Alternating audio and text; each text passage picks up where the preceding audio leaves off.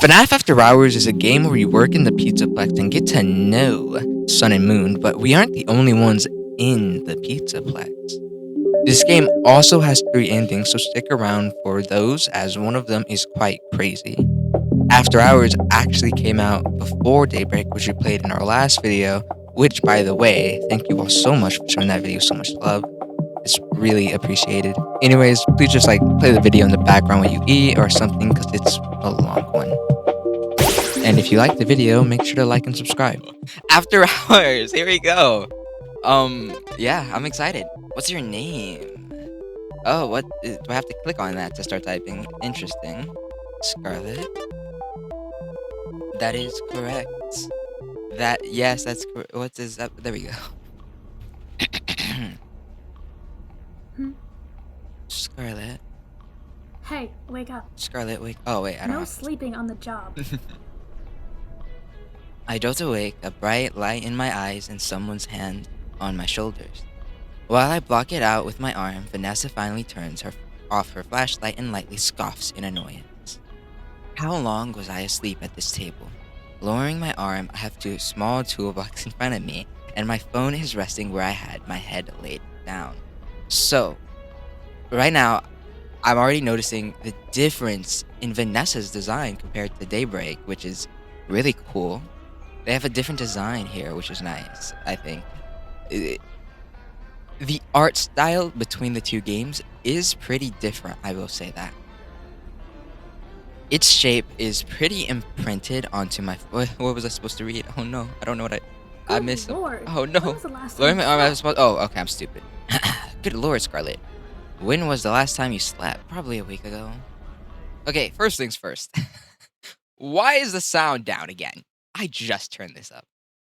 I just turned the audio in this game up.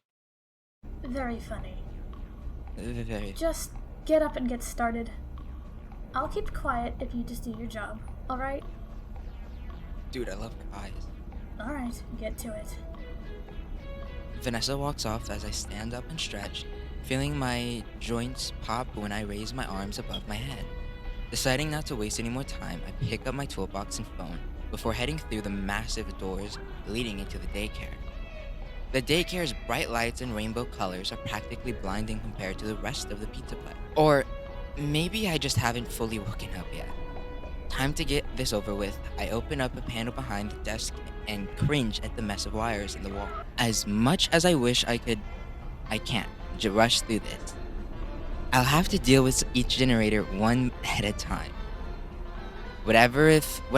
If it means I get to go to sleep sooner, I'll do it. Oh, okay. Click the end of each cable in the correct order to proceed. Oh. What? 1.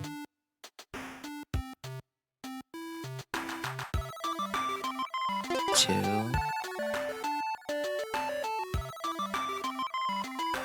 Oh no, I just 3.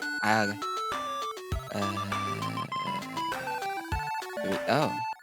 3, 4. You could just guess the last ones. That's nice.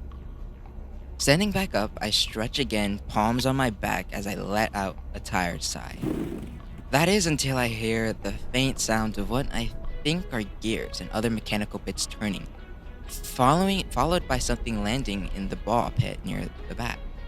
I'm pretty sure it's just the daycare attendant. After all, they should be the only other thing in here, and the small stage leading into the room is directly above the ball pit. Oh my god. I was yawning, out of nowhere, and it hurt. It was weird. Not that I know a lot about them, the staff hasn't said much. And since I'm still new here, I haven't even met them yet. Nor have I met the other animatronics like the Glamrocks or DJ. Most of the robots I've gotten acquainted with have been the staff bots all over the building. I start walking to the ball pit, scanning it for signs of movement as I stand on the edge. That is until... Hello? Hey there, friend! Oh, I don't remember seeing you around. Are Oh. you new here? I am new here. Also, he doesn't have the bell here, so the bell in Daybreak is a new addition. He has bells here, but no bell tie, no bell bow tie. I love Moon and Sun's design in these games.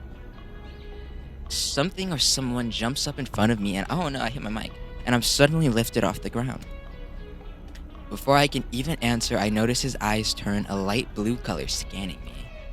I'm stunned into silence, staring at the robots in front of me as he steps out of the ball pit, holding me from underneath my arms as I weigh nothing. As if I weigh nothing. He, yeah? Oh, that's so fun. It's not every day I see a new member of staff here. Gets pretty empty when all the kids go home, you know. I guess I can see that. I'll definitely have to get used to how energetic this guy seems. He finally sets me back down, making sure I'm able to stand on both feet before letting go. Thanks, and yeah, I'm new here, just finishing up my first week actually. Oh, and how's that been? Good, I hope. Yeah, it's gone pretty smoothly so far. I start walking back to the desk, but the tall robot decides to follow me. By the way, could you tell me your name?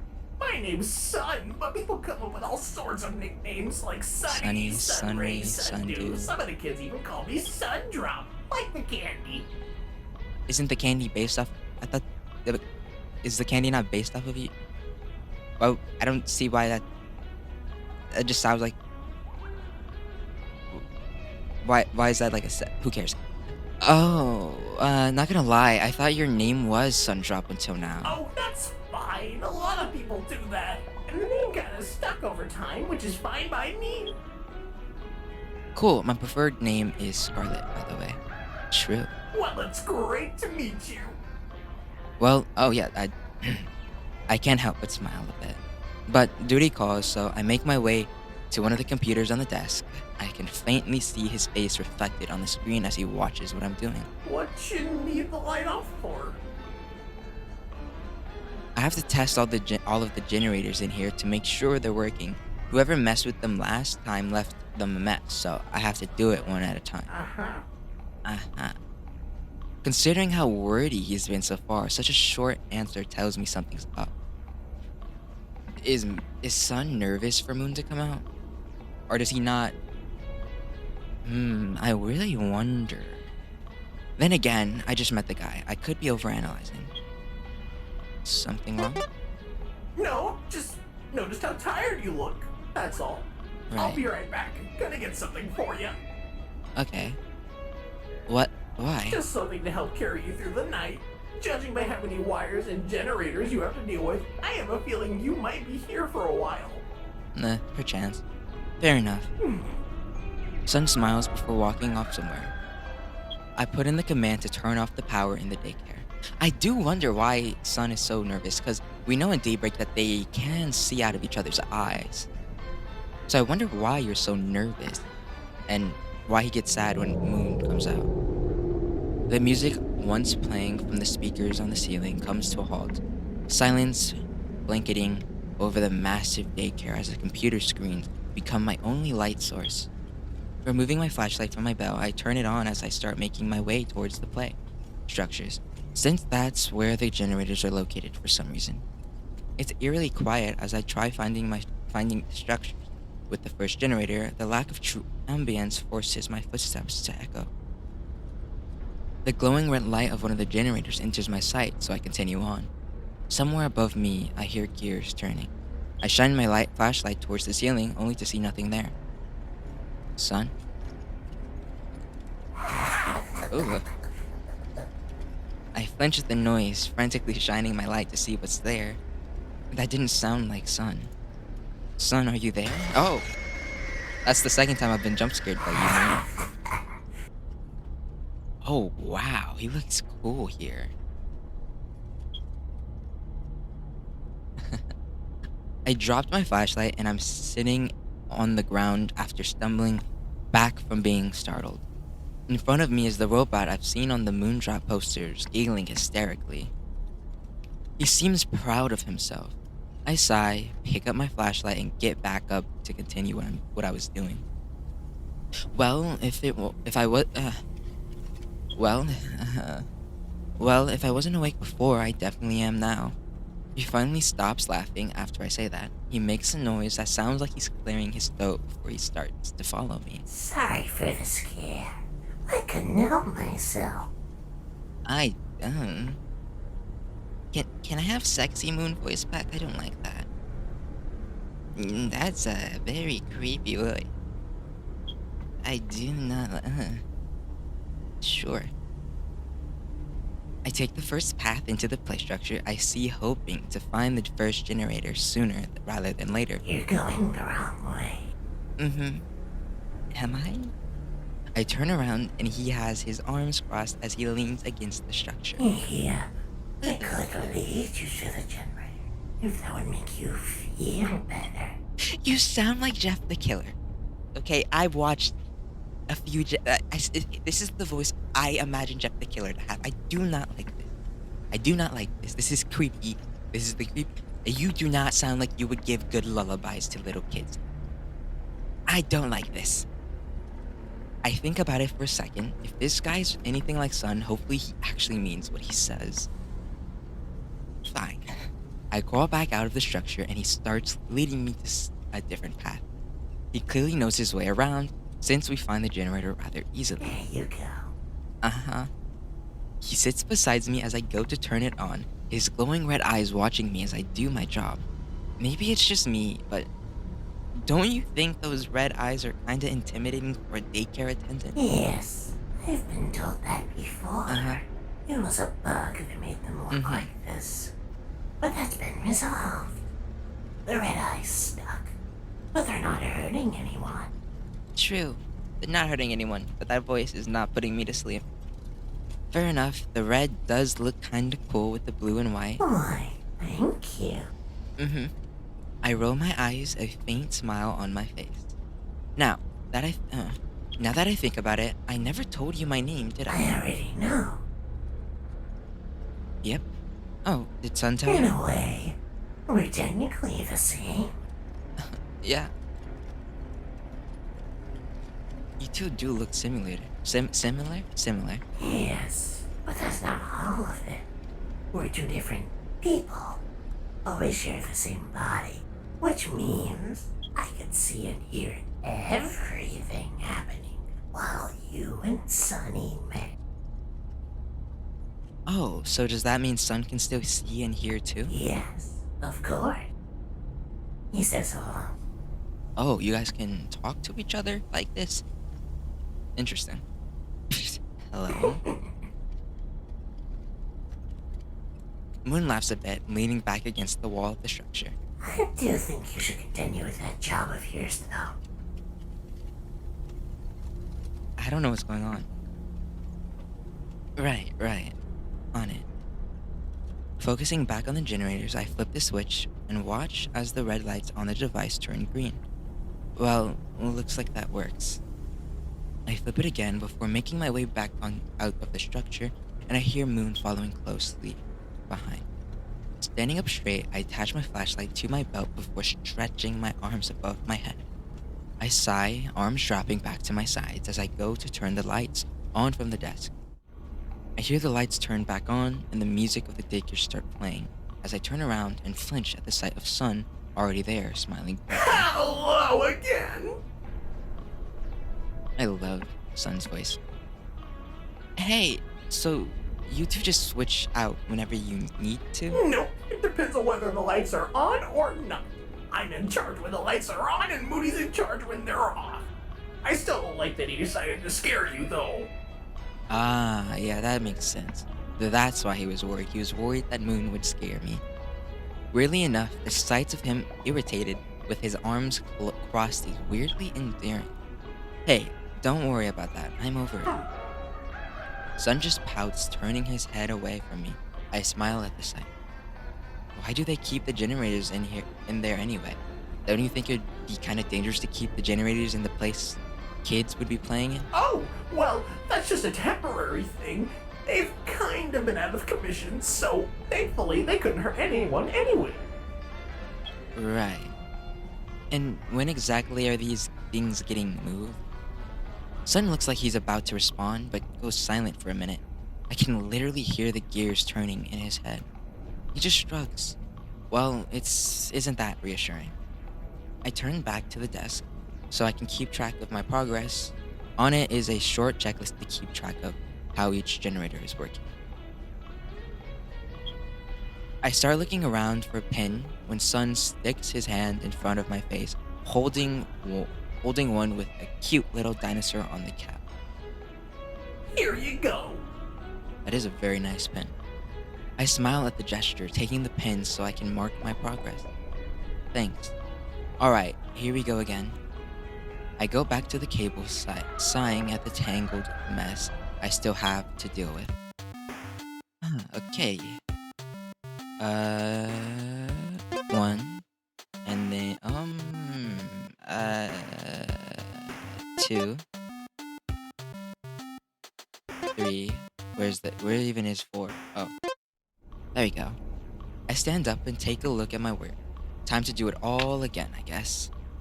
As I go to turn the light off again, I hear music blasting from somewhere else, which is weird, since usually the radio is off when the Pizzaplex is closed for the night. Any idea what that music is? That's the DJ. Oh, he makes his own music, so it's out of the ordinary to hear it during the night when everyone's gone home. Ah, okay. I'd love to be friends with him, but I'm too busy to leave this place most of the time. Really? Yep. When was the last time you left this place? Okay, well, technically I've never left. But every hour when the power gets rerouted, Mooney goes on patrol around the Pizzaplex to make sure we don't get any intruders. Okay, yeah. He says the DJ makes for good company. I mean, we do get to see their friendship later on in Daybreak. That was really nice. I liked seeing them together. I rub my eyes, feeling my lack of sleep catching up with me again. The stress of a new job is really taking a toll on my sleep schedule, I think. Why do they need Moon to patrol this place? Isn't that what the staff bots are for? The staff bots help alert Moon to anything or anyone that shouldn't be there. Right. I let out a yawn as I go back to my computer. That's cool. Switching the lights off, the daycare once again descends into mostly silence. I hear gears wiring behind me as Moon hums slightly. Still tired? Mm-hmm.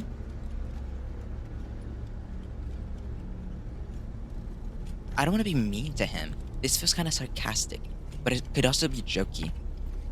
I don't know, but I don't know if I would say this because it feels mean, but I want to say it because just going, yeah, is boring. So I'm gonna go with this one.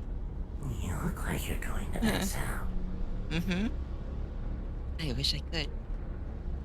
I hear Moon step away for a minute. Yawning again, I take my flashlight off my belt as I start to approach the play structure, stopping once I'm a few feet away from the desk. I wait for Moon to come back since I have a feeling I'll get lost if he doesn't help me with finding the other generators. Hearing the sound of gears wiring above me, I point my flashlight towards the ceiling.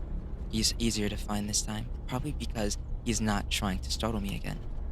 He lowered himself to the floor, a long cable hooked onto his back from the ceiling, so that's how he flies around the place. There you are. Here, take this. He holds out an already open soda can for me to take, a grape-flavored fizzy fast to be specific. That's gonna wake me up, like, somehow? No problem. Sonny meant to get it for you earlier, but I had something different in mind. He has a smug grin on his face. Yeah, you jump scared me. Yeah, you decided to scare me half to death.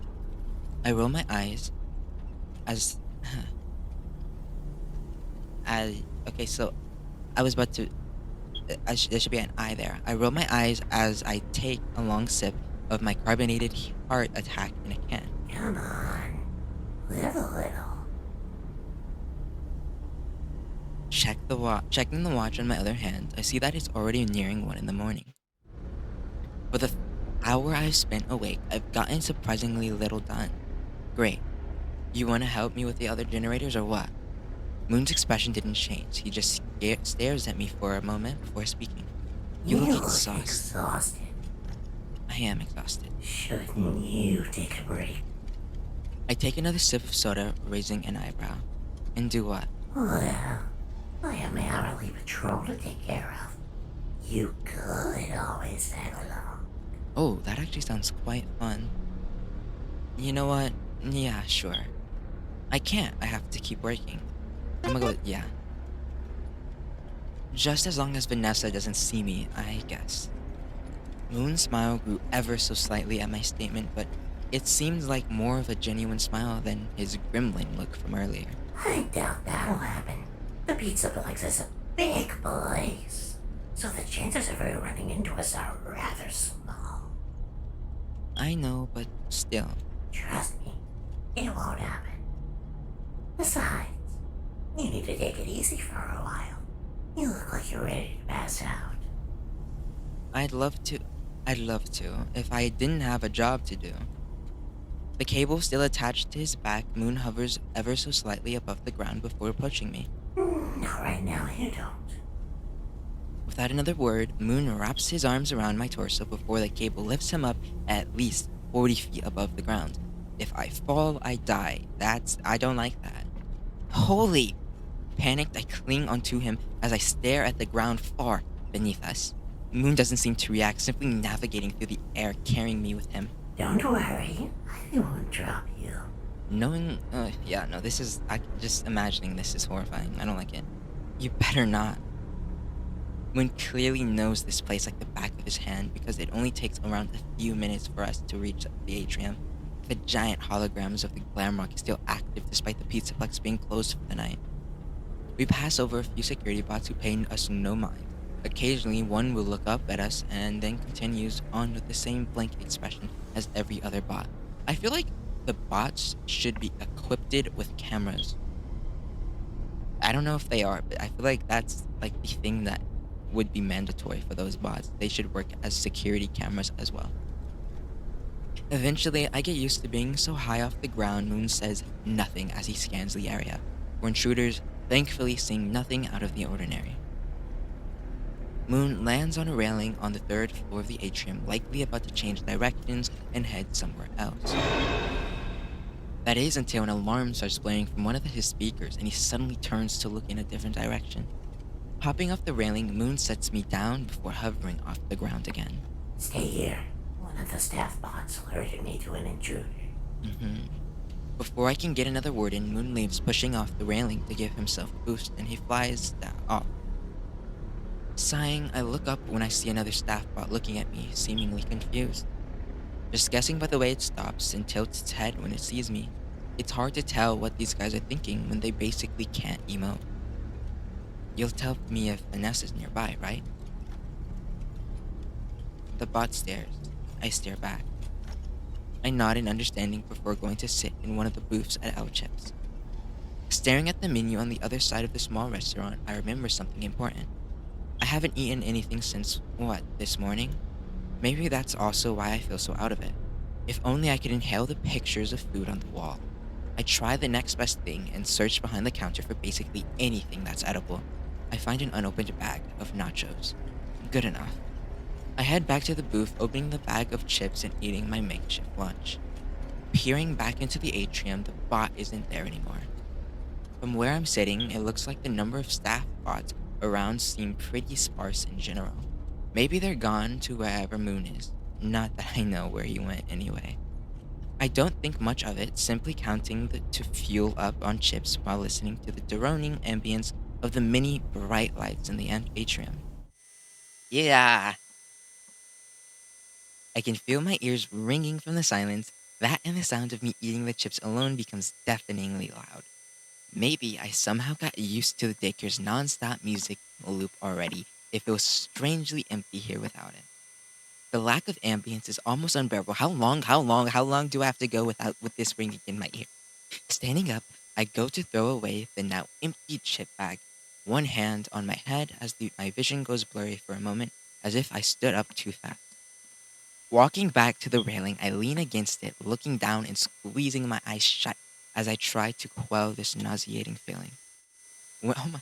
I thought it was ending. It was just looping. When I open them again, my vision is still fading in and out. And is it just me, or does my vision seem weirdly red? Stumbling back, I look around for one of the staff bots for help. Disoriented, but whatever is happening to me, by whatever happening to me. But instead of a staff bot, what I vaguely oh my. Oh my god, Vanessa looks oh my god. I don't see Vanessa actually. This is not Vanessa. Vanny looks amazing. Oh my god, look at her. Dude, Vanny looks amazing. Absolutely gorgeous. Oh my god, it's so cool. I love the giant purple bow tie on her. That's that's so good. That's so cool. I love it so much. This is amazing. I love it. This oh my god. What I vaguely see approaching me from the right is a gray humanoid silhouette and two bright red eyes fixated on me. Intruder. Startled, I make a run for the stairs, hoping to find a staff bot somewhere nearby. My vision still hasn't fixed itself. In fact, it's gotten worse. As I misstep and tumble down the first short flight of stairs, I force myself back up using the railing for support before something grabs the back of my shirt. Fight back. I let go and try to swing at whoever grabbed me and missing due to my disorienting vision. I bump into the other railing before being dragged back up the stairs by one of my arms, my attacker having an iron grip on it. Looking up, I see someone clad in a gray rabbit costume. Oh my god, the smile.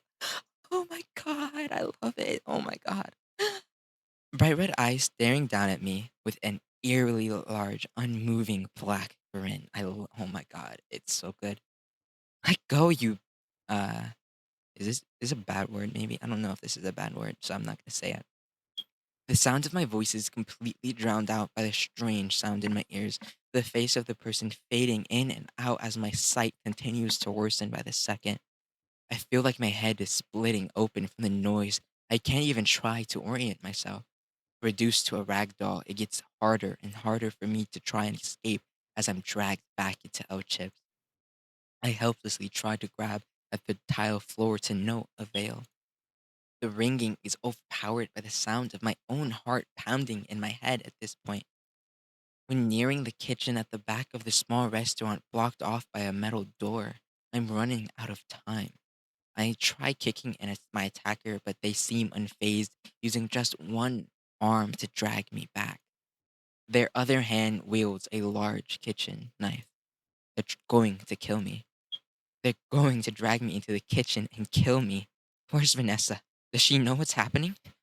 Would she be able to find us? Would I be dead and buried before anyone even knew I was gone? I'm just barely able to cling onto the corner of the counter, trying to buy whatever time I can.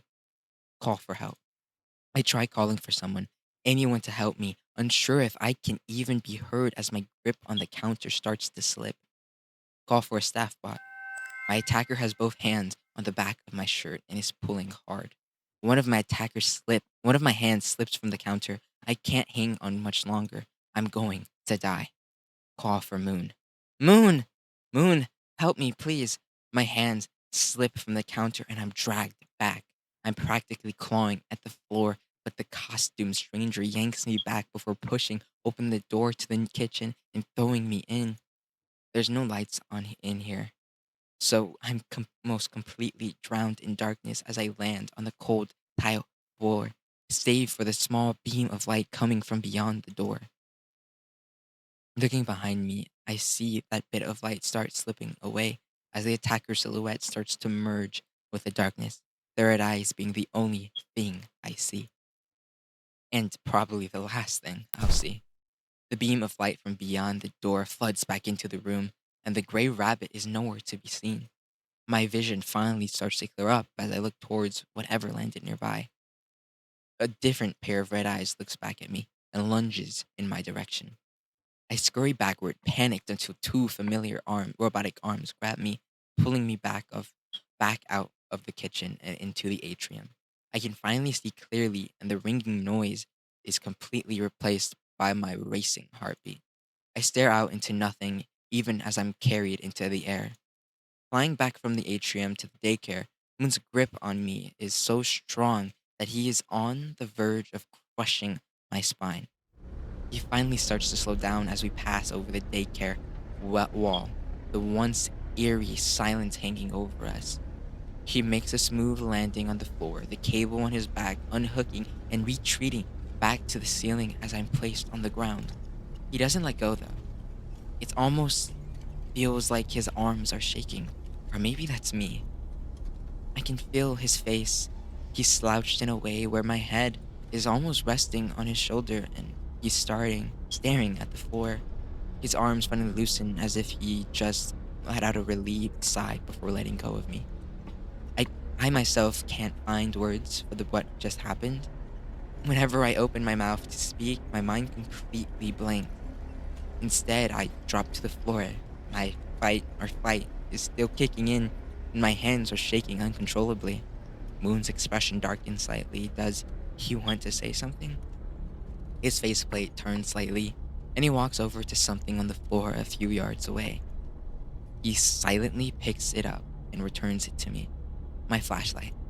I'm pretty sure I can hear his fans revving up, and he looks like he's deep in thought. He sits down in front of me, resting his faceplate on the palm of his hand. Did she hurt you at all? I fidget with my flashlight a bit. Battery is dead. No, thank God. Good. I'm sorry for not... It's fine. You could have died. Well, I didn't. You still showed up quickly enough that it didn't happen, so Barely. why do you care so much anyway? I basically just got here and well, you barely know me. This is my job. I don't just look after the kids. Everyone that steps into the building is my responsibility, and that includes you. Moon suddenly gets back up and walks over to the massive doors by the desk. Where are you going? Locking this place up. Whoever attacked you is still in the building. I can't leave you alone here to go deal with it, and bringing you with me is too risky. I watch as Moon moves various objects in front of the door, from desk chairs to smaller play structures, basically anything decently heavy enough to barricade the door. Can't you just lock it? Already did, but I'm not taking any chances. Eventually, I'm able to stand up again and go over to the charging dock by the desks to recharge my flashlight. Scarlet? I'm guessing you'd rather get out of here sooner than later, right? Not in a rush to leave by myself, really. Yeah, kinda. Not in a rush to leave by myself, really. I live alone, so... Oh. Still, you can't stay here forever. Well, if you want to get going with the generators, just say the word. Right. I remove my flashlight from the charging dock, and sure enough, it works. I turn it on and point it back at the structures. Shall we?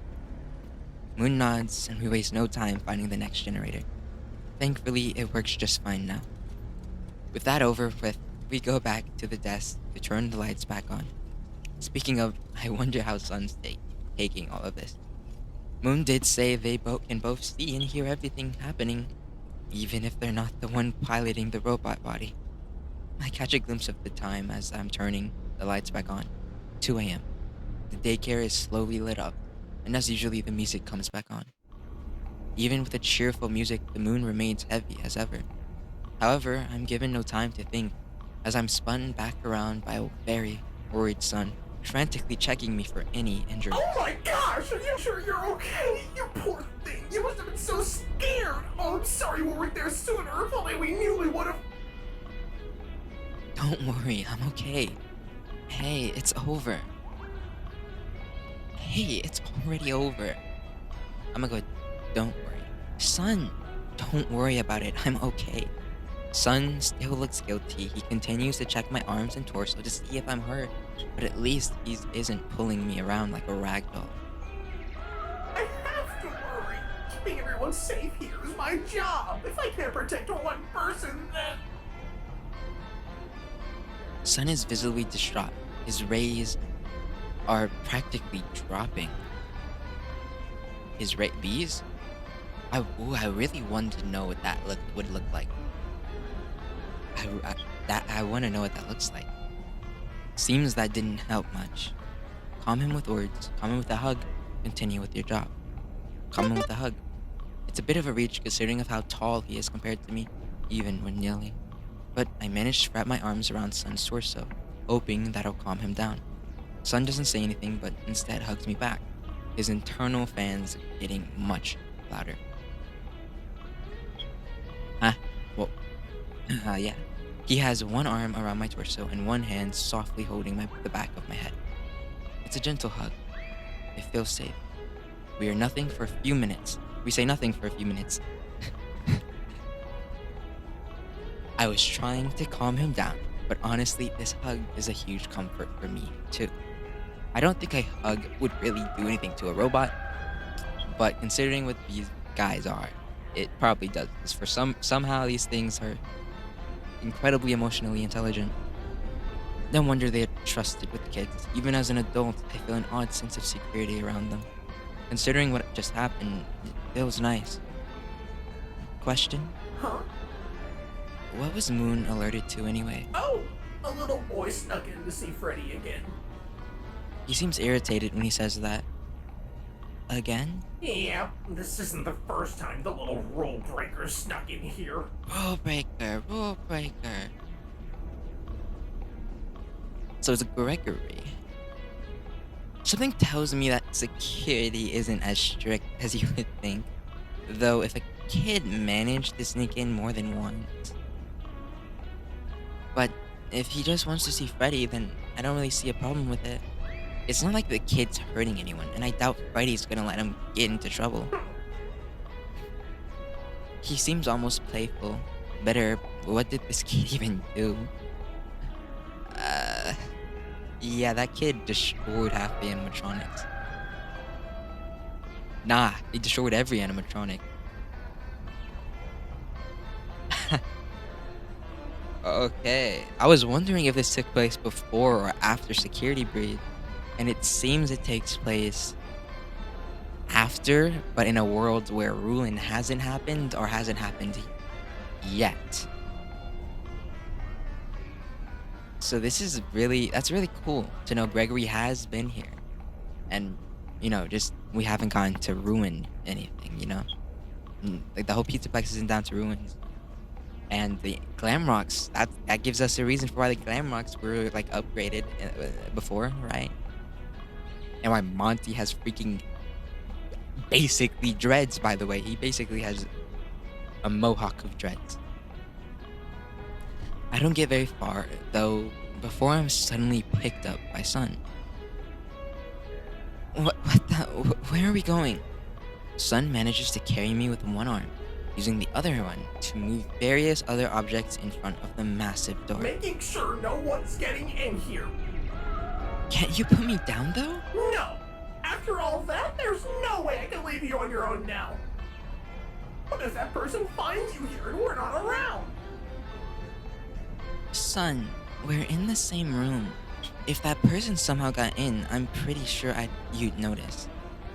Looking up at Sun's face, I noticed the long cable lower from the ceiling and hook onto Sun's back. You heard Moon. We're not taking any chances. Wow. Oh, look at that. They're kind of droopy here. Is that what they mean? It's slightly droopy, so possibly. Where do you get the hat from instantaneously, by the way? Do these fold inside and the hat pops out somehow? How does that work?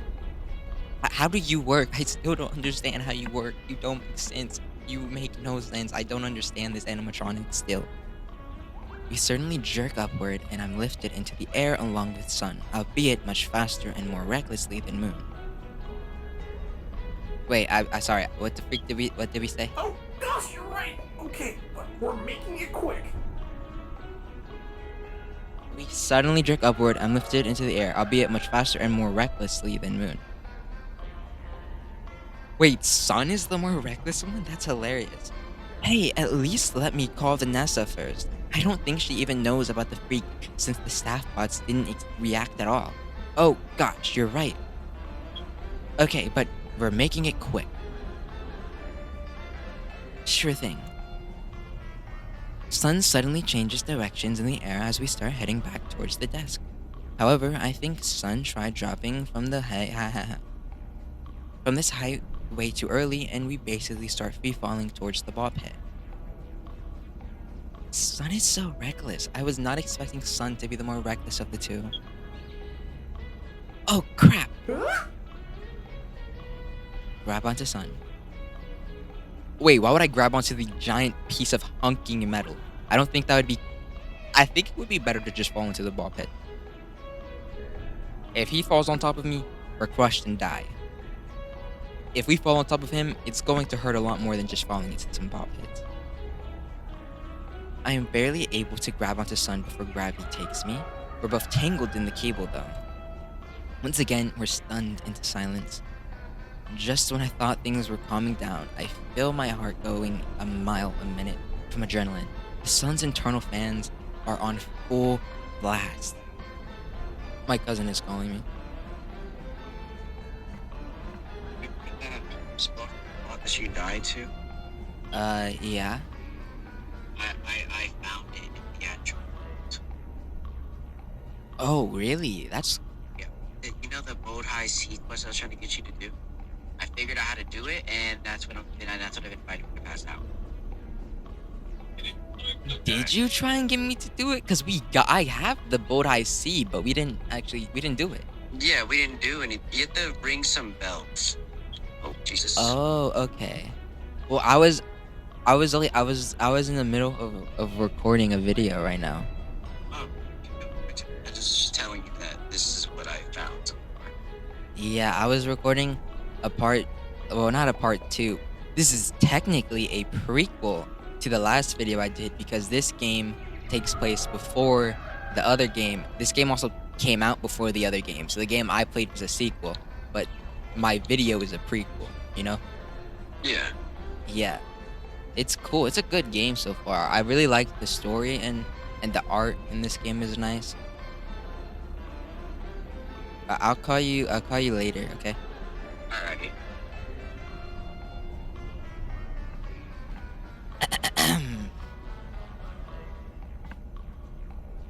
Just when I thought things were calming down, I feel my heart going a mile a minute.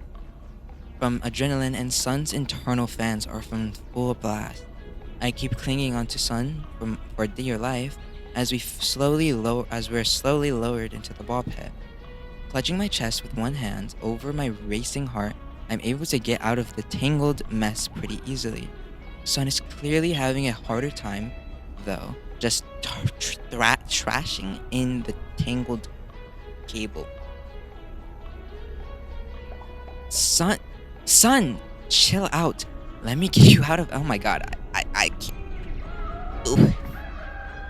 Sun, chill out. Let me get you out of that. No, no thanks. I'm fine.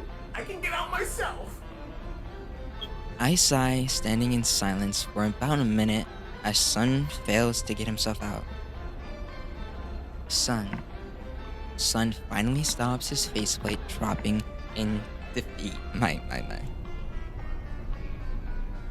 Do you want help now? Fine. Alright then, hold on, hold still for a second. Getting him out of the cable isn't hard. Once I'm done, I unhook the cable from his back and let it retreat back to the ceiling. I give Sun a minute before I decide to speak again. You wanna get out of the ball pit now? Yeah. He's like a child. Why is a child taking care of children? He's super good at his job. But you're like a child.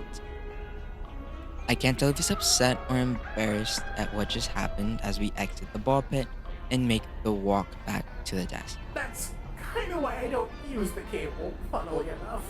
I usually just leave it to Moon. Do you not pick up how to do it from looking in Moon?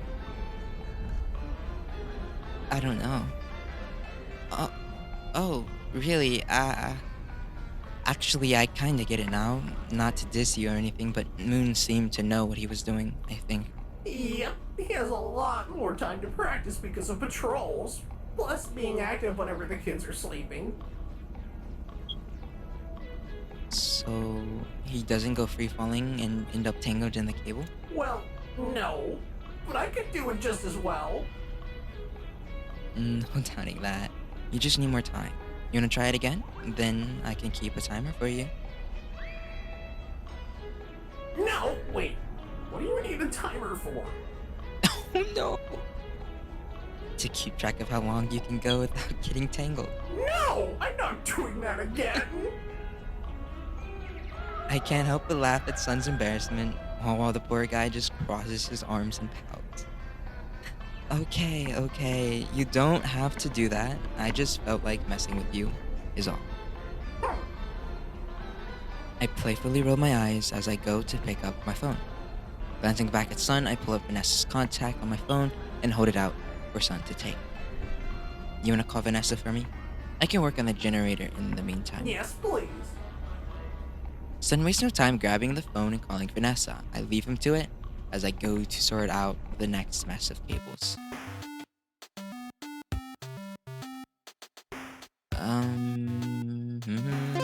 One? Wait, where does 2 even start? I don't know where 2 starts. Where does 2 even start? Is this supposed to be 2? Oh, wait, I'm stupid. Oh my god. I'm dumb. Easy. Standing up straight, I stretch my arms over my head as I glance back at Son on the phone. He has the device held in front of him, probably on speaker mode, and he seems concerned. Not that I was really paying attention to what he was doing just now. There's no need for that. I'm sure you'll see what I mean if you look at the cameras. Maybe not right now, but whenever you have the time. He's waving his other hand in front of him nervously, and his rays have shrunk a little bit. What did Vanessa say to him? Son glances over at me for a moment before Vanessa starts talking again, and he sets his attention back on the phone. If something really did happen, the staff bots would have let me know. But what if they don't? That shouldn't be possible. I believe that if it was just one bot, but there's no way that many of them would just stop working out of nowhere. Well, what if they didn't think the person was dangerous? Son, that's not possible. They're supposed to go off if they see someone that shouldn't be here. Look, I don't want to completely ruin what you're saying, but what you're telling me just doesn't add up. I'll ask him about it later. I have to go check on the kitty. Before Son can respond, Vanessa hangs up, his arms drop in defeat as I make my way over to him, and he hands back the phone. She didn't...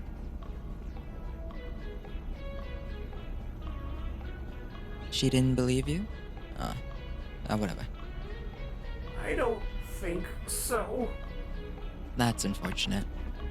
But you told her that I got attacked. That should be enough proof for her. Yeah, but she's saying there's no way someone could have got in without getting spotted by staff bots.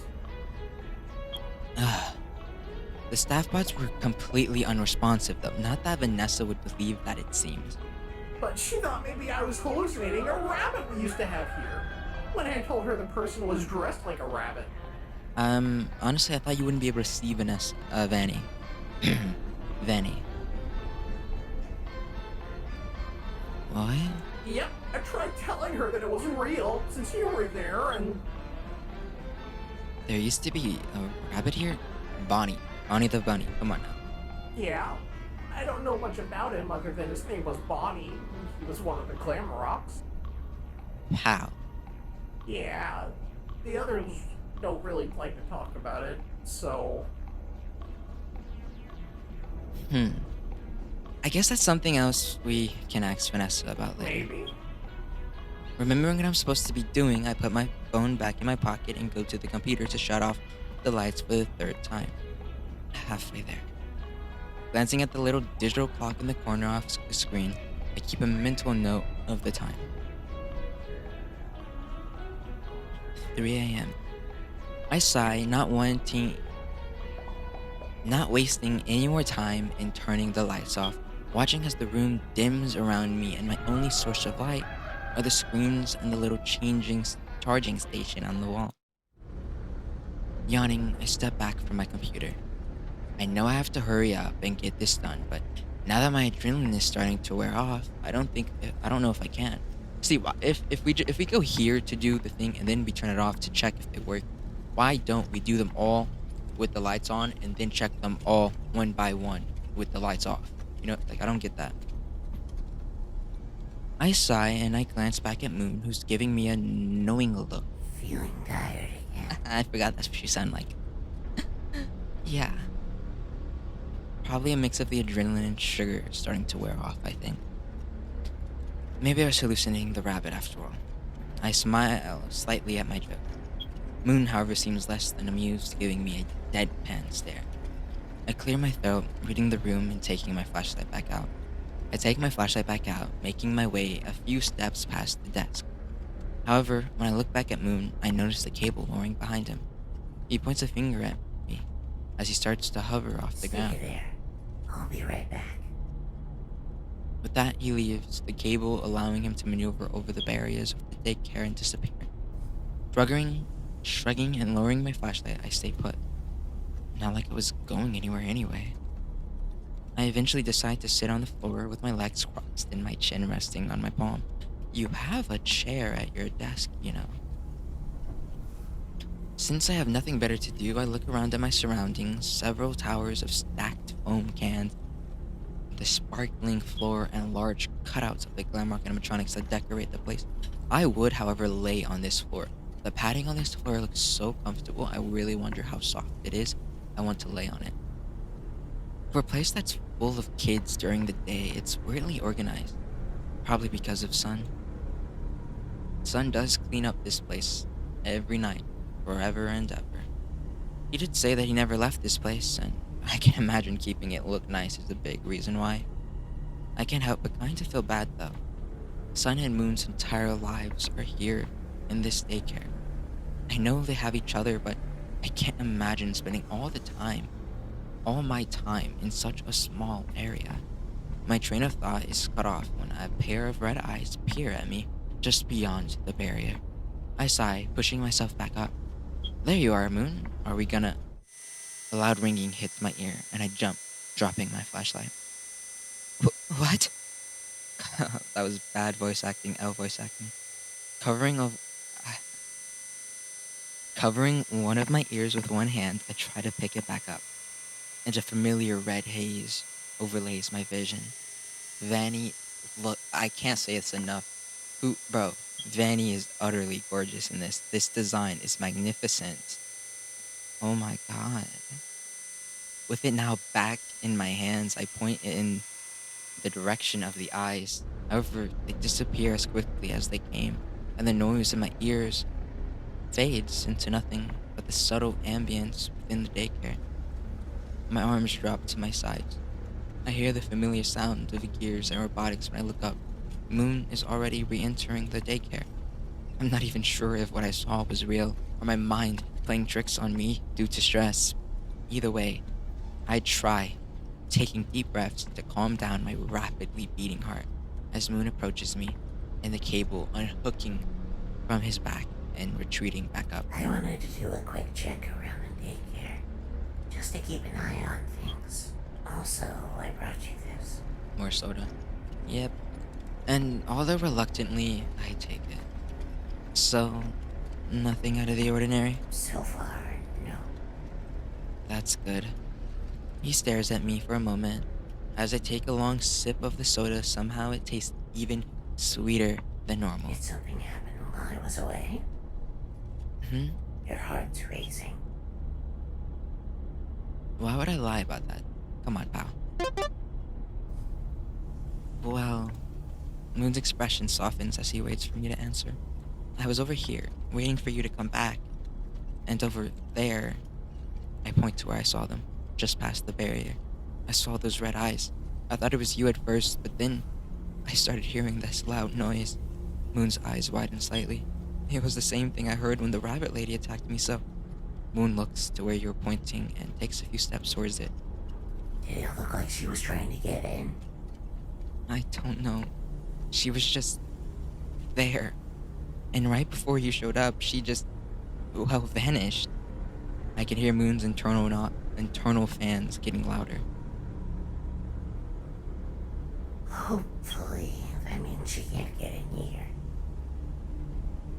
Yeah, that would be nice. The fact that she knows you're here isn't good, though. Oh wow. That delivery wasn't creepy. Oh my god. That was the nicest and sweetest I've ever heard him talk. That must be how he speaks to the little kids, because that was not terrifying. You don't say. I take another long drink of the soda, using my other hand to point my flashlight towards the structures. Shall we now? Moon tilts his head at me. Shouldn't you give it a minute? Why? I don't think trying to work with this level of stress is a good thing. I'll be fine. I've managed the past 12 hours on like 10 minutes of sleep. I'll live. I can't say I'm surprised. Don't Moon- tell anyone I said this, but the people in charge of this place are known to splurge. Oh yeah, Fazbear is the worst company I think I've ever seen ever. Moon gives me a bewildered look, sighing in annoyance. However, Fazbear is goated for creating Freddy, Foxy, Bonnie, and Chica. Those four goated. You're goated to Moon, and Sun. I think out of the new additions to the cast from Security Breach, Moon and Sun would be some of my favorites, but Roxy would take the cake. And then you got Monty. Monty is cool, but he's not Roxy, okay? Moon raises an eyebrow, clearly not entirely believing me. I can lie? And I can do this. Wait, I'm sorry, what did I miss? Look, just let me deal with this one generator, and after that, sure, maybe I'll take it easy for a bit. How did I forget reading that? Did I read it? I don't know. Do we want to take a break or do we not? Let's not lie. But I wanted to know what happens if I lie. Because there are 3 endings. And if I lie, do I die? Later on. Actually, I promise.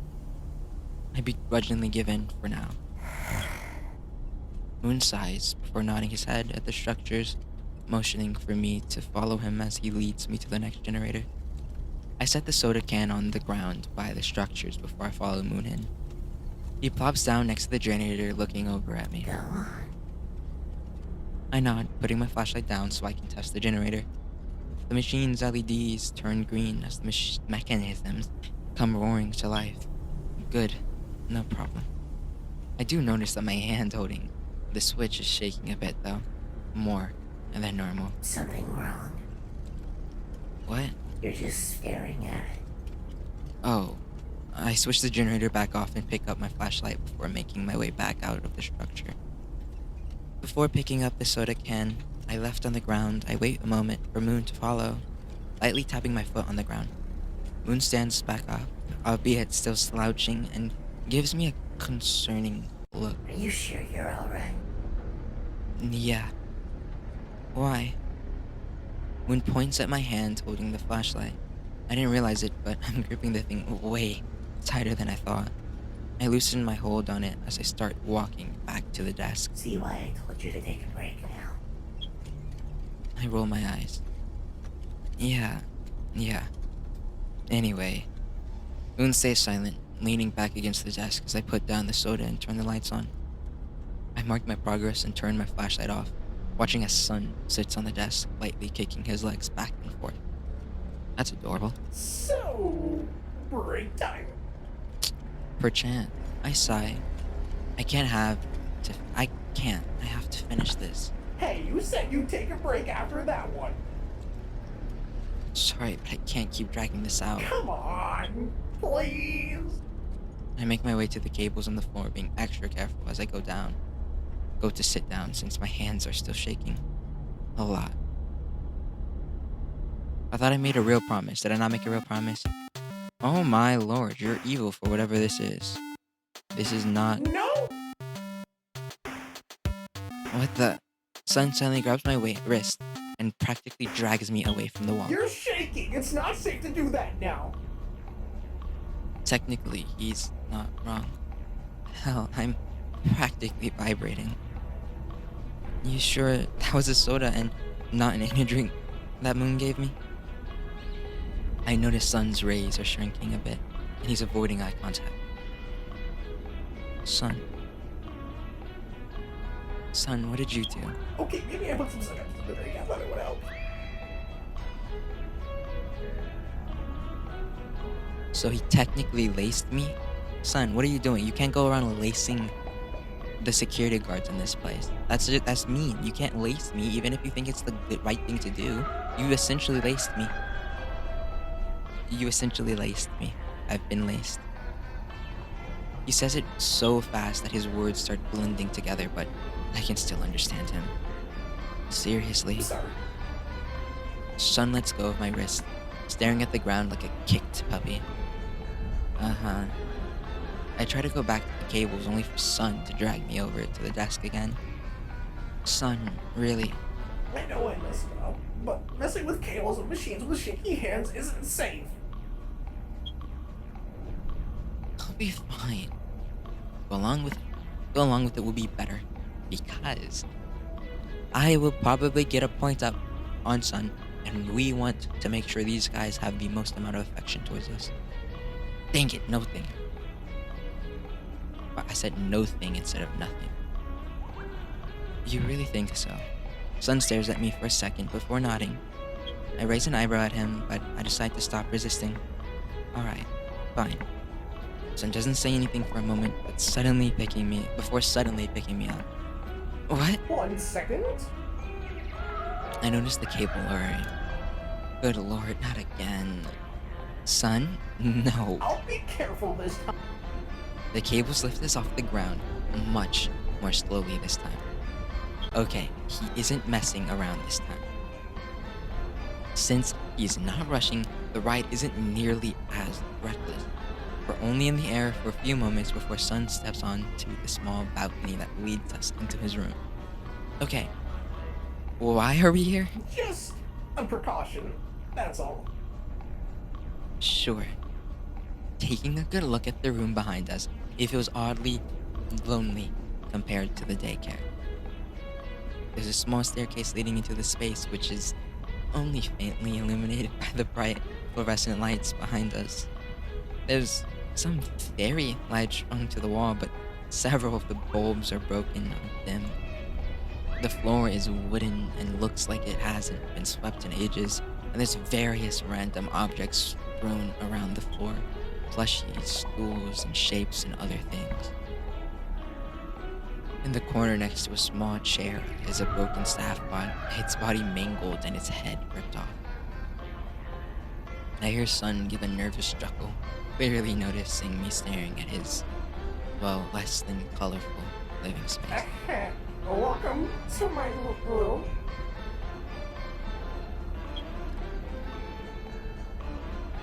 Why is it so messy? I don't want to call somebody's room dreary. Is calling a room dreary more mean than saying it's messy? I don't know. Kinda messy, don't you think? Yeah.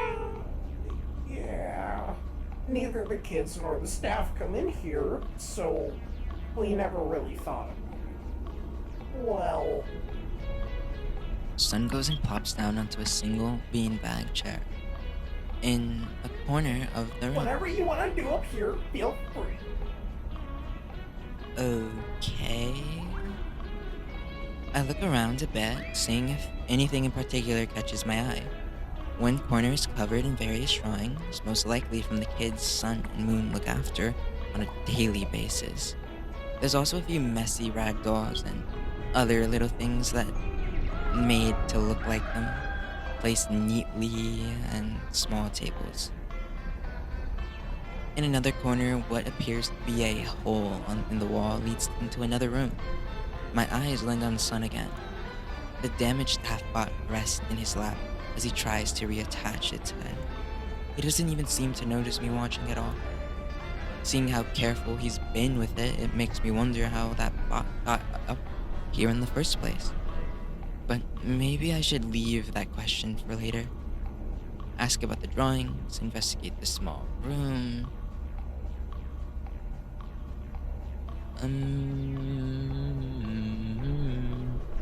I want to ask about that drawing. I love drawings. I point to the corner filled with drawings. Sun, sun beams when he looks at it. Those are all gifts from the kids. Mooney and I have been keeping You each spelled and every Mooney one of differently them. here. I saw Mooney spelled with a Y earlier, and now it's spelled with an I E. Ha ha ha. Sun's head tilts his fingers lightly. Sun's head tilts, his fingers lightly tapping on the hardwood floor as he goes on about all the drawings and things the kids made specifically for him and Moon. Got any favorites? My eyes are just directed towards a little felt plushie of Sun. The fact that it's handmade is evident, with buttons for eyes and dried white glue all over the seams. Of what Moon told you about the bug. What? It's too quiet. I can't pick a favorite. I love all of them.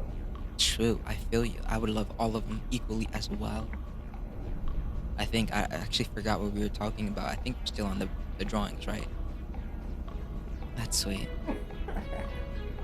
Sun laughs nervously but before he can say anything, the fairy lights give a brief flicker before dying out. Oh, come on. I just watch as they transform into Moon, who seems surprised. Oh, those cheap lights are probably burned down. Ah, I can't say I'm surprised. Don't tell anyone I said this, but the people in charge of this place are known to splurge. didn't you say this already? No, I'm not arguing with you. I will give them some credit, though. If it weren't for them being so stingy, I might not even be here right now. Oh, what? Okay, before we go any further, I'm going to say this right now. It would be cheaper to make another robot than make a robot that is so intricately designed that transform into another robot that is extraordinarily intricately designed. I'm sure making a transformer is easier to make than you, Sun and Moon. You alone seem like it would cost millions of dollars of research to even be able to fathom how to create something like you. So do not tell me that they spent less money making you. Remember that bug you've been mentioning? Yeah? I nod. Moon leans back in the chair a bit, facing the ceiling. If you want, I can tell you some things. You're so quiet, I can't hear you anymore. Why are they so quiet? Game. Oh my god, it's all the way up. It didn't go back down. They're so quiet. I'd be lying if I said I wasn't curious. It would definitely explain some things. Like how Moon got the red eyes and why the generators are in the plate structures. I nod before dragging a small cushion a bit closer to where Moon is and sit down. Where do I start? Well, is that why they closed the daycare? Closed the daycare? How did you deal with it? I want to know about the closing of the daycare, because I forgot about that if that happened. Is that bug the reason they closed the daycare? I know the place was shut down for a while, but I didn't know why at the time, as that was a few moments before I started working here. Moon nods. It was a safety precaution. They needed time to fix whatever was wrong with me. So for a while, no one but the staff was allowed in. Okay, what if I turn the music down? Then it'll make it easier to hear. So, the bug mainly affected you? Technically. However, I would be lying if I said Sun wasn't affected at all. While the staff was using the generators to deal with me, Sun was left on his own for a while. I won't go into detail, but I can't imagine what it felt like for him. I don't understand. Sun would go weeks without seeing anyone, Oh, I see. while still having me to deal with. I see. He sighs. He sighs, arms spreading out onto the floor as he stares at the ceiling. I should have fought against the bug harder than I did. Eh. Well, that certainly clears some things up, but it still doesn't answer everything. I still have no idea what exactly the bug did to Moon, but from what I can tell, it sounds pretty bad. Okay, so I don't understand the bug either, which is good. And at least you didn't tell me that you were made so that way they didn't have to make a second robot, because that would have made me mad. That and how the bug came to be in the first place is still a mystery to me. Maybe now is the time to ask. You weren't in control? Well, you weren't in control of yourself, right? No, I wasn't, but Then stop being so hard on yourself. I'd say you're more than making up for it now, and I think Sun agrees with me. yeah, he does. Exactly. A small smile creeps onto Moon's face as he sits up. Oh my god.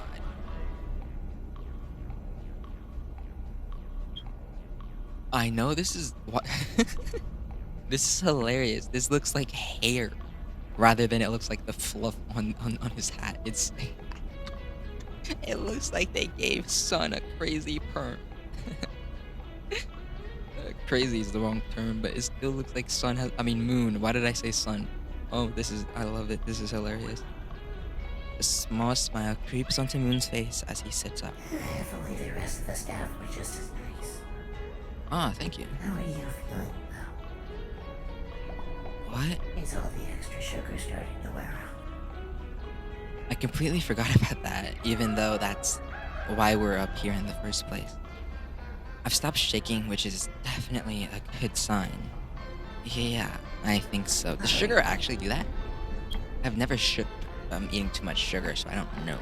But I am still rather young.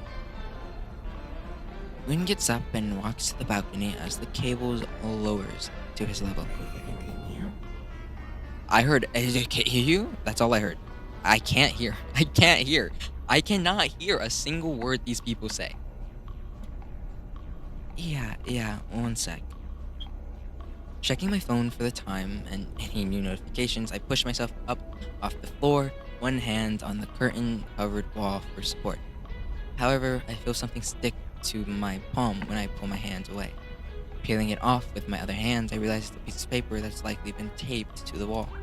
What catches my eye, though, is one word written in black bold letters. Missing. I don't get a good look at the small poster, but Moon's voice snaps me out of it. Scarlet? Yeah? I quickly cover up the poster with the curtain before speed walking to Moon. The lights from the daycare shining onto the balcony cause Moon to transform back into Sun, who waves at me.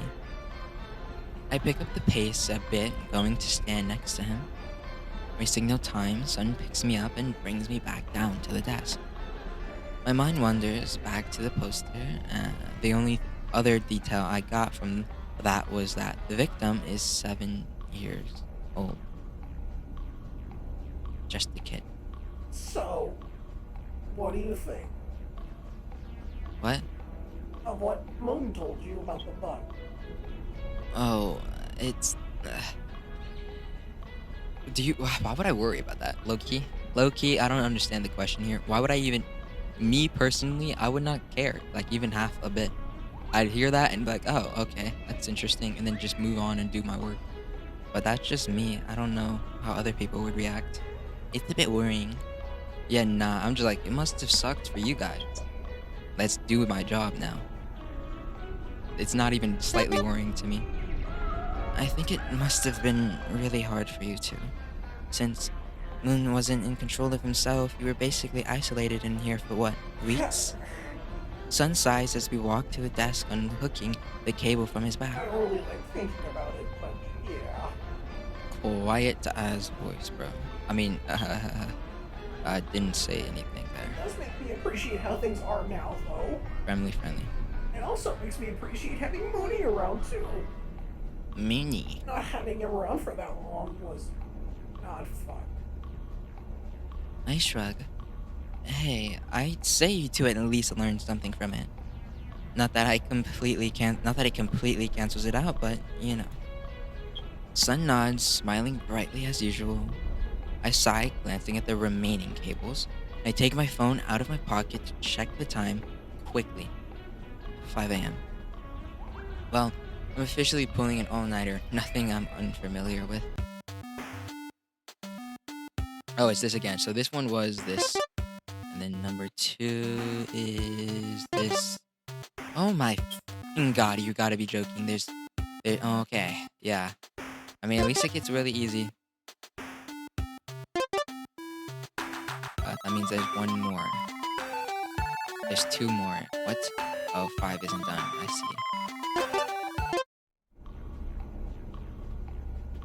I stay seated on the floor for a minute, stretching my arms above my head as I lay down on the cold, hard tile. Sleeping in the chair definitely didn't do my back any favors. I closed my eyes for a minute to block out the fluorescent light pouring into my eyes. Not that it really helps. Hints of orange and yellow managed to break through. Okay, so my eyes are closed. Why am I looking at this bright screen? This was like a flashbang. It hurt my eyes when it showed up. Oh, there we go. I stay like that for a minute until something blocks out the light. Opening them, I see Sun standing over me, hands on his knees. Okay? I toss an arm over my eyes. Yeah, all good. This is too bright. I'm sorry. This is too bright. Need a hand. I don't like it. It's too bright. Too bright. I hear his footsteps as he moves around me, a good enough sign to peek out from under my arm as any. Sun's giving me his outstretched hand. Take his hand. Breathing out a laugh, I set my arm aside beside me and use my other to grab his hand. He smiles brightly as he pulls me up, putting his other hand on my shoulder for balance. Thanks. No problem. Sun gives me a pat on the shoulder before starting to walk back to the desk. I'm about to follow him, but I stop when I notice something. A few hand prints on his back, along with bits of what I'm assuming is paint and marker ink. Sun? Yes? Is that paint on your back? Oh! That's nothing. You know how kids are. That's fun. Dude, low-key, Sun has like such a fun job. Honestly, I think I don't know. Like, I think Sun has such a fun job, then he can't ever leave this area, it seems. Which sucks for him. But it's such a fun job. You just get to hang out and take care of the kids and draw with them and teach them good morals. It sounds so fun. The only job that I think is more fun than that is being one of the glam rock. Like, legit, being Freddy would be the coolest thing ever. Or being Foxy. Foxy isn't really here, but you know, Pirate Captain Foxy. Being a pirate captain, that sounds sick as heck. And then you have freaking, what else do we have in this place? That's a cool job. DJ Music Man, that sounds super fun. Being one of these guys sounds so much fun. You don't understand, bro. It sounds so much fun. The only issue is the amount of personality these robots have. Like, Monty is like, wow. He's like the most rock star out of any of the glam rocks. He's too much of a rock star.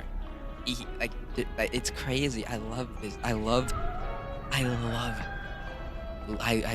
how these guys are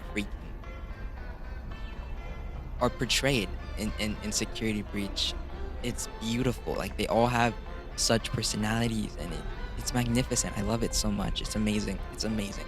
It's amazing. I love it so much. Well, yeah, I figured. Does the maintenance staff help you with that, at least? All he does is fidget with his hands, eyes towards the computer. Well, that answers it. Ask why. Eyebrows furrowed, I follow Sun back to his desk. The staff really can't be bothered, huh? Huh? I lean over the desk, resting both my arms on it as I look up at him. I don't know, the way he talked about the staff here, do they really care that you. Do they really care that little about you and Moon? Sun shrugs, trying to keep the mood up. Well, we're not for everyone. Some don't mind us, others do, but we try. Uh-huh. So you're sure it's fine? Sun nods, the bells on his wrist emitting a soft chime as he gives me a double thumbs. Mm-hmm. Hmm. You'd think whoever's at parts and service would be more on top of things. Well, I'm sure they're busy. There's no need to bother them. Every part of Sun's body is giving off a different signal. His hands wave everything off, his rays shrink back, and the smile he wears seems forced.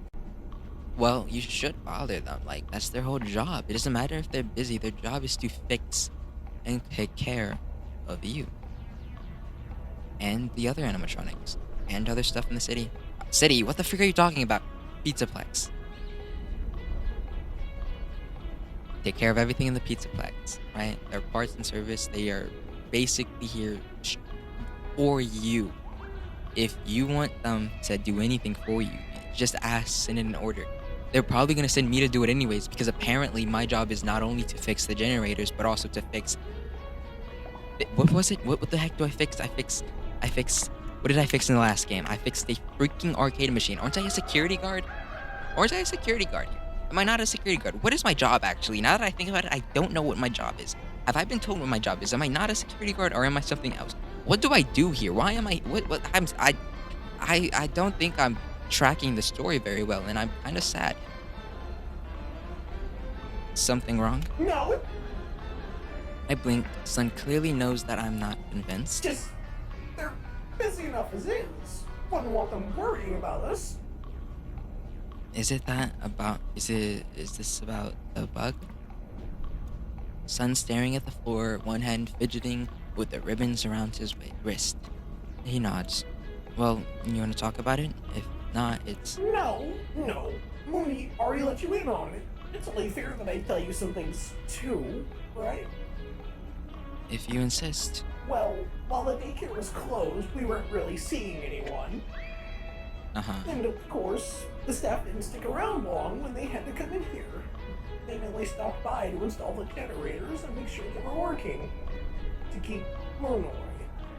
And I heard some of them talking once. One of them asked if they really needed to keep both of us around after. Oh.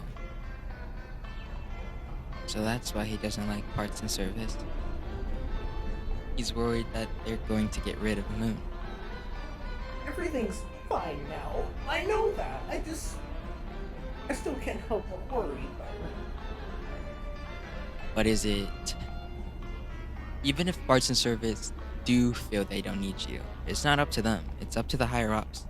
If the higher-ups want to keep Moon because they love Moon, and Moon's a favorite, seemingly, I don't see why they would get rid of him. It's not up to parts and service. They would have to go to the high... They would literally have to go up to possibly the highest person just to get rid of you, right? Like, getting Monty in here after Bonnie disappeared, they would have had to go all the way up. Bonnie's dead. Bonnie's gone, destroyed. Monty has his whole thing in Monty Golf. Then they're like, what do? Then they ask top of the line, and then that's when we get that, you know what I mean? Handle being completely alone here. Moon did mention Sun being isolated for a while. But if the staff did all that just to keep Moon at bay... Huh. Try listening to Moon. That's what Moon did. If you don't mind me asking, what exactly did Moon do? Sun looks at me silent. Just curious, since apparently the staff had to go to those lengths just to keep him out. It couldn't have been that bad, right? Can't help but wonder, you know? Sun lightly hugs himself as he looks towards the computer. Maybe it would be better if Moon answered that. Yeah. I follow his gaze, the computer screen sitting idly waiting for me to issue the usual command. I guess. Maybe I should try steering this conversation back on track. GD reference. So, how do you feel about how things are now? I fidget with the scroll button on the computer mouse. Glancing at the time, we're already almost half through the hour. Didn't think my shift would include this much talking. At least that makes this job more interesting than sorting cables in silence. I can definitely say I like how things are. It feels nice knowing everything is mostly back to normal. Right. That's good at least. Sun suddenly grabs my shoulders and forces me to face the computer. Keep going then. I don't want to keep you from your responsibilities for too long. Mm-hmm. Fair enough. I look back at the time and sigh as Sun sits on the desk again. For sake, I would have inhaled a whole bottle of melatonin pills if I knew I'd be up this late. Wouldn't that put you to sleep though? Do I know what melatonin is? Does melatonin not make you sleepy? Sun seems to do a double take, pointing at me like he wants to say something before backing off. What? Language! I raise an eyebrow, cracking a slight smile at his answer. Son, I'm an adult, and there's no one around. I know, just force of habit. I snicker at that. Even when he's not working, he has a filter.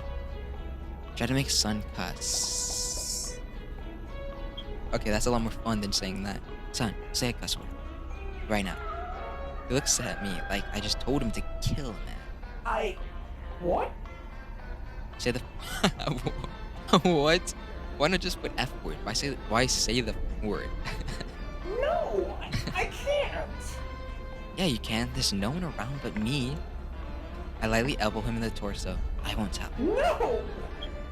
Say hell at least. What are you gonna say? He double hot.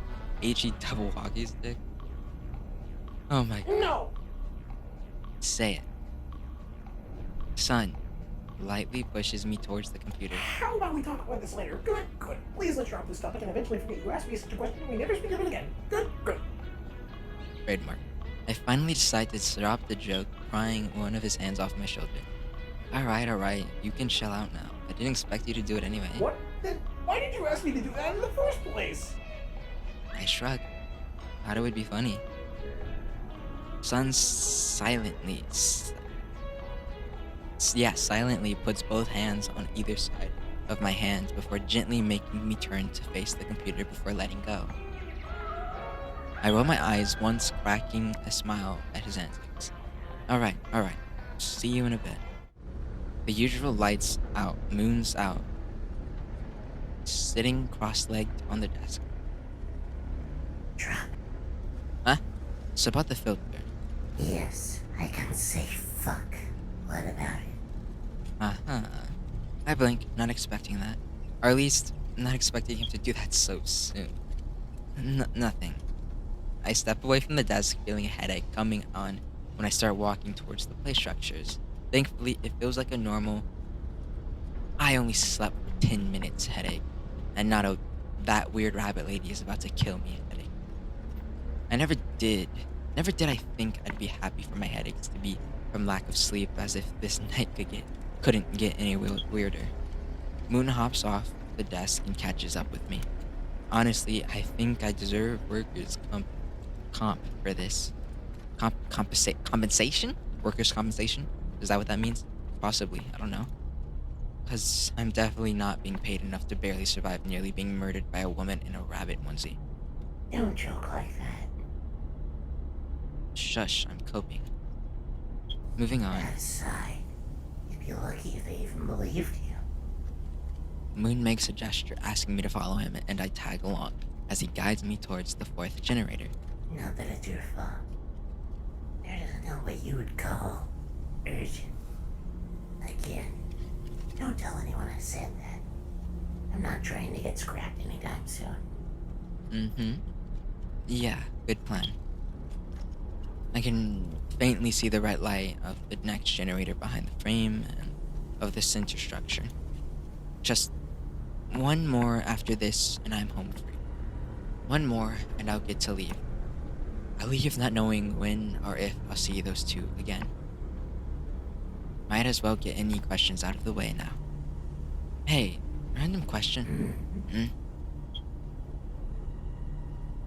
Well, I thought, who cares? I'm doing this one. The staff put these generators to deal with you, right? Moon says nothing for a bit, doesn't even look at me, as if we make our way up the structures. As if we make our way up the structures, yeah, because that makes sense, buddy. He nods, really hoping this doesn't upset him.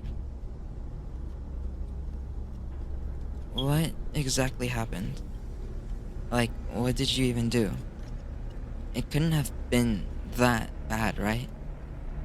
Silence. Moon stops. I also stop, remaining just a few feet away. I wait for him to say something. Anything. Moon? Nothing. He keeps his back turned to me. It's better if I don't say. That was a creepy way to say that, but yeah. No, it's not what you said was good. Your voice makes it 35 times creepier. Moon. Moon. It couldn't have been that bad. And if it was, I can't find the response for that. But if it really is as bad as he says, no, there's no way. I mean, you did say you had no control when... drop it. I'd rather not think about it. Not now. Can I at least ask why? I don't like talking about it. I keep quiet as Moon continues guiding me. My mind wanders back to the poster I saw in his room. I'm hoping that I'm just overthinking this and the poster being there was just an unfortunate coincidence.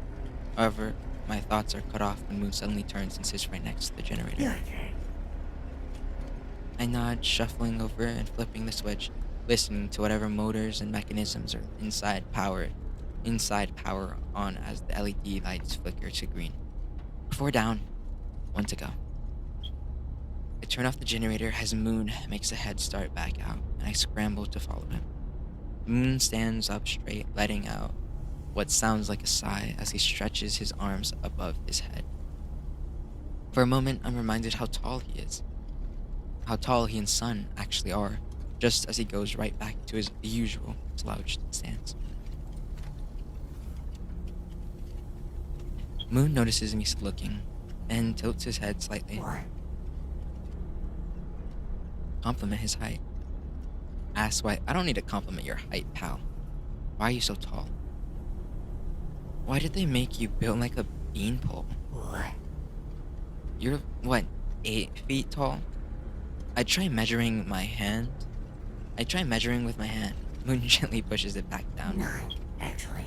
9 feet tall. Right. Because, wow. Why? If you fall on a child, it will die, pal. Like, that actually terrifies me. I hope it actually scares the crap out of me. Moon shrugs. I don't make the design choices. My best guess is the extra height helps with keeping an eye on the kids. Nah, I guess. Perchance. Fair enough. Would you believe me if I said the adults are more freaked out by it than anyone else? Yeah. Why would a kid fear you, to be honest with you? Unless you're the evil one that I remember from a security breach. That one I can see anybody being afraid of. But a kid being afraid of you, not really. Especially when you are just the other half of Sun. And Sun is like this happy-go-lucky dude. Like me personally, even if it was that evil Moon from security breach, I wouldn't even think to be afraid of him. Lights would go off, I'd watch him transform. Actually, no. I would be afraid of him because that Sun completely freaks out when the lights go off. So I probably would be like 35 times more terrified when this shows up. Yeah, I don't know what I'm talking about. I should shut up because I'm lying to myself here. I would be terrified of that Moon even. Yeah, I don't know what I'm talking about. Nah, I believe it. A lot of kids like climbing things and you kind of look like a blue and white tree if I squint. I don't understand that. To prove my point, I squint to a dramatic degree, putting my hands on my hips for effect. Stop doing that. No. Moon sighs, putting his hand on my face and lightly shoving me away as he makes his way back to the desk. Of course, I follow him back, stopping at the computer. Last one. I know. Last one. It feels kind of weird knowing it's almost over. Earlier, I felt like I was making no progress, and now I'm about ready to leave for the night. Well, the reason you made no progress is because you did this in a completely idiotic way, in my opinion. Like, genuinely, I don't know why we did it in the way that you went about it. Genuinely made no sense. 0 sense whatsoever. In my humble, truly mean this, humble opinion. It was stupid to do it the way we did it. We could have fixed all of the wires ourselves and then went to each one individually with Moon. I don't know why the heck we didn't do that. This feels quite inefficient to me, and I would not have done it in this way. Then again, I'm not technically you. I don't choose what you do unless I have an option to choose what you do. Glancing at the clock, it reads 6 a.m. I guess Moon caught me just staring at the computer. Scarlet? Huh? You think we'll see each other again after this? I don't have an answer for that. I'm not the one in charge, so I don't really have control over where I work here. All I can really do is shrug and be honest with him. To be honest, I don't know. I have no choice in the matter. You'd be surprised.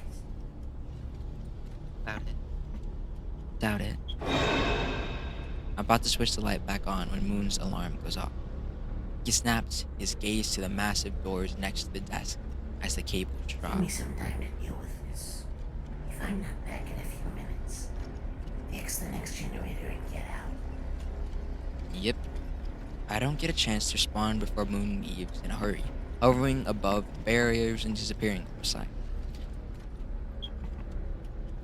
Time to play the waiting game, I guess.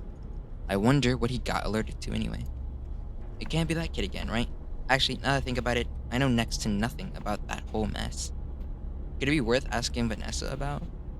About 10 minutes pass while I scroll away on my phone, trying to kill time and wait for Moon to return. I'm not sure what counts as a few minutes, but it's starting to feel like too much time. Is it smart to try leaving this place alone when Moon was alerted? I don't know. He did say to get out if he didn't come back soon, though. You know what? The longer I'm here by myself, the more of a sitting duck I am. Chances are I can make a mad dash out and tell Moon some other time that I didn't feel safe sticking around. I make sure to set the command to turn the lights on before gathering my stuff and leaving it by the desk for me to grab when I'm done. I make a quick drop next to the last few cables. Lights are still off. Okay, interesting. Oh my god, we have 8. 8. 8. 1. 8 of these. 2. They're short though. 4. 5. 6. 7. 7. There we go. 8. Easy. I hop up onto my feet before speed walking to the desk to turn the lights off for the last time. Keeping a tight grip on my flashlight, I speed walk to the structures to find the final generator. I can kind of narrow down where it would be after having help from Moon in finding them 4 separate times. It's a bit of a process, and I make a few wrong turns here and there, but I'm able to find it on my own. Flipping the switch, a wave of relief washes over me when the LED flashes to green and the generator powers on without any problems. With the last test run done, I flip the switch back off and waste no time getting out of the structure and back to the desk. I press the button on the wall to open the door, bag in hand, and walk out while constantly checking my surroundings for anything that looks suspicious. The staff-only door enters my view, and my pace quickens to a jog. I use my temporary ID to get in, finally ending my night here and being free to go home. After another staff-only door, I've met with the cool nighttime air once I step into the massive parking lot. Sparsely placed cars force the space to look a little less barren. A few lampposts illuminate the way to my own car. Another headache rears its ugly head, but I consider it another effect of my 10 minutes of sleep. Key in hand, I slow my pace as I'm nearing the driver door. My head feels light when I press the button on my key to unlock the door. The ringing, that means Venny's nearby, isn't she? I grab the handle and notice something in the reflection of the driver's door window. Red eyes. So, oh my god. Oh my god, I love, oh my god, oh my god, oh my god, oh my god, oh my god.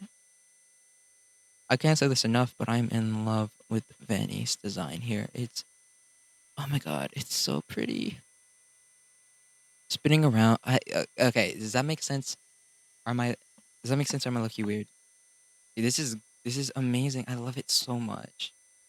Spinning around, I try swinging my fist at the familiar rabbit. She dodges. My vision becomes clouded in red and white. She violently grabs me by the neck, pinning me against the car door, and I'm unable to move. Dude, I want to be choked by her. Anyways, I try to claw at her costumed hands as she gets disturbingly close to my face, her eyes practically blinding. It's, it is only then that she speaks. Oh my.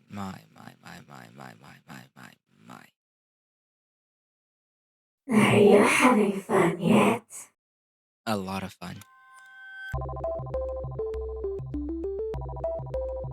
I'm sorry, did I get the bad ending?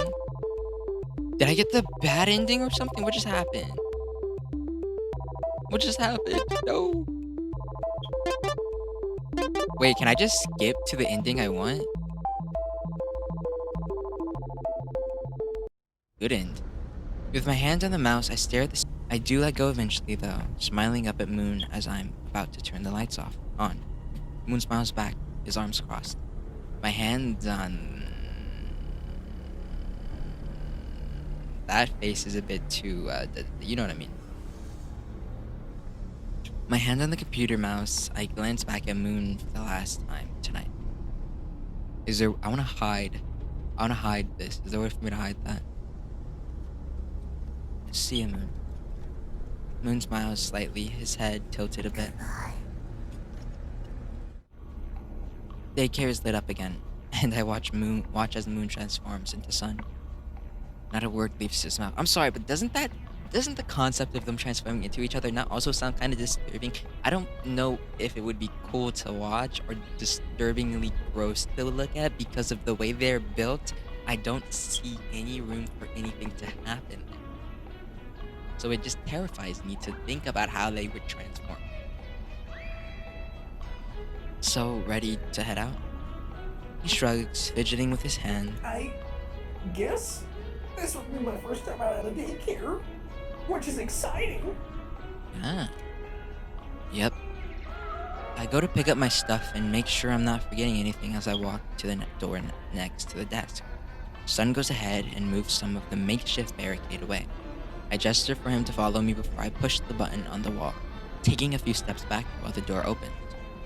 As we're making our way to a nearby staff-only room, I glance back at Sun, who seems almost mesmerized at our surroundings. Buddy, you have seen these before. Maybe not with your... Okay. Calm down. He has not seen it with his own two eyes, only through the eyes of Moon. So, it's fine for him to be mesmerized. Okay, calm down. Slow your roll. Okay. I don't blame him. He's never been able to see the rest of the Pizzaplex through his own eyes until now. Yeah, that's what I was just telling myself. The staff-only room is pretty mundane, but the sun is lighting up at every detail. He seems to snap out of it once we reach the exit, though. His eyes are back on the door, and he's back to fidgeting with his hands. Last hug. Dropping my stuff on the floor, I charge at Sun with a hug, making him stumble back a bit. He seems almost stunned for a moment before picking me up and squeezing my back, laughing. I lightly kick my feet back and forth in the air, just savoring the moment before I have to leave. Sun steps ahead of me to hold the door open. Again, the nearly empty parking lot waiting outside. Thanks, Sun. No problem. After taking a few steps aside, I look back at him, waving my free hand. He waves back at me, energetic as ever. I love this shot too. Goodbye. Goodbye. Bye. I continue my walk to my car, hearing the door close behind me and the faint sound of bells slowly fade away.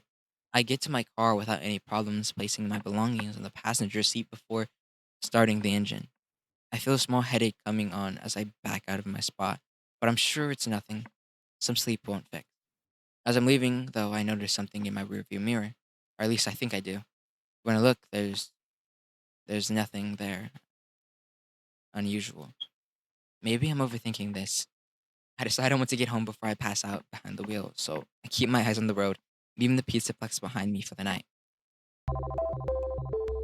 Right as I'm about to turn the lights on, Moon hugs me from behind, arms wrapped around my shoulders.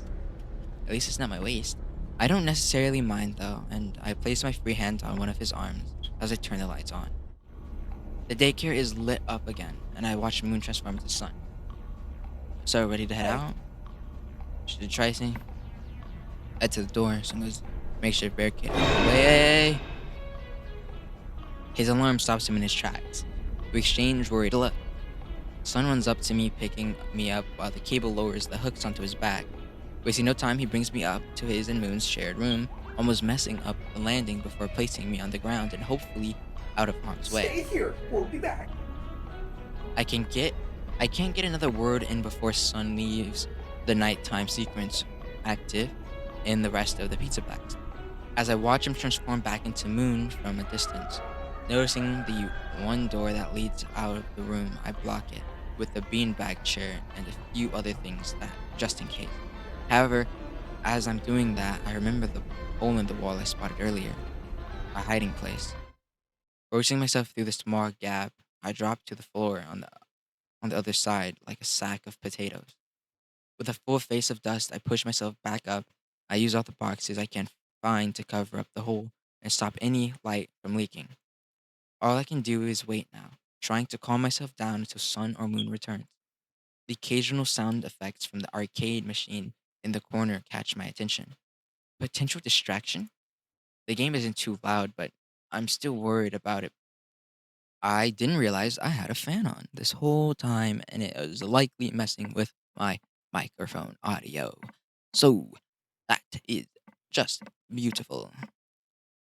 The game isn't too loud, but I'm still wary of it potentially giving me away. Until I remember the electrical tape I also brought with me. I decide to cover up the speakers with it and at least give the game a try now that I actually have my wallet with me. After brushing the dust and dirt off my clothes, I insert a quarter into the machine before the game starts, for it is most likely the first time in a decade or so. The game itself isn't bad. It's very much reminds me of Flappy Bird, but way more forgiving. The little sun and moon in the corner of the screen certainly helps to lift my mood a bit. I'm able to make some progress as I keep my surroundings in mind, making sure I listen for anything suspicious. Nothing of the sort happens, so I continue with the game. Maybe some random burglar decided to try their luck or something. Wouldn't be the weirdest thing to happen by a long shot. I smile slightly at the mental image of a poorly masked burglar coming face to face with Moon and freaking out. However, my train of thought is cut off when I notice something out of order. A weird purple box towards the bottom of the screen. Wondering if it's some kind of a glitch item, I let Balloon Boy fall towards the bottom of the screen and try to pick it up. However, what I met with is Balloon Boy phasing through the obstacles as the visuals are coated in a fiery orange color, the sun in the corner taking a weird dark appearance. The screen freezes on on this visual change as distorted music continues to play. Pressing the buttons and moving the joysticks does nothing. Crap, I broke it. Is this what I get for touching a weirdly glitchy box in a game that hasn't been touched since the Stone Ages? Probably. Groaning in annoyance, I step away from the machine, debating on whether I should take a nap on the desk, unclean floor, on the dusty, unclean floor until either sun and moon come back, Our morning comes and Vanessa lectures me again. Wait, don't leave yet. I jump a whole 2 feet in the air, placing a hand over my rapidly beating heart as I back further away from the machine, still stuck on the broken There's visual. nothing to be scared of. I assure you. Is the game talking to me? Still shocked? I suppose that's fair. Wh- What? What the hell are you? Give me just a moment. As if this couldn't get any weirder, a hand starts reaching out from the game, appearing glitchy and broken like the game itself. Panicked, I grab the nearest item, a Chica plush, and chuck it at the screen. The plushie faces through the hand, but it dissipates anyway. Actually, now that I think about it, the hand looks a lot like Sun and Moon's, except it's a dark brown and red color. What? Alright, that was just rude. Answer the question. The voice sighs, and I see something pop up onto the screen. Ooh. A familiar looking celestial robot coated in dark, warm colors and sprouting four arms with bells and ribbons tied to the wrist. Wait, wrist. See? Its face looks very similar to the messed up sun visual. Ah, yeah, I do see that. I love the shark teeth. Even if I were to scratch the claw and search, there are no words for me to find for this. Although I am considering crawling back through the hole and pretending I never saw this. Come on now, am I really that frightening? Oh, you know my name. The heck? How? Heard Moon mention it earlier. You can hear. A- am I talking to a sentient glitch right now? Although I thought nothing could top nearly being killed by a rabbit with a knife. Oh, how wrong I was. You may call me Eclipse. Eclipse. Oh, how creative. You're you're not going to possess me or anything or something, are you? Not unless you ask. Besides, you're too far. Okay, thanks for the advice. Have a nice life. I pick up my stuff, about to turn and head out before this gets any weirder. Wait, allow me one more question. Heck no, I'm not buying whatever you're trying to sell me. Look, at least let me speak. If you really wish to opt out, you can leave this room and forget you ever saw me. All I ask for is a bit of help. Right. With what? Well, Eclipse starts to stick one of his forearms out. The screen. However, it only lasts a few seconds before dissipating, separating into glitch like particles and fading away. as you can see, I'm bound to this machine. Without a physical body to move around with, I'm essentially trapped in this room until the higher-ups inevitably decide to bulldoze it and replace it with a warehouse. Right. All I ask for is help finding another body, so I can finally leave this cursed room. As long as it can move around, I don't care what it is. However, I do have some preferences. Such as, Is it not obvious? with all four arms, Eclipse gestures to himself. If possible, I'd like to coexist with your new friend. Sun and moon? Yes, they already managed to share a body with one another. I'd like to think there's room for one more. Would you help me with that?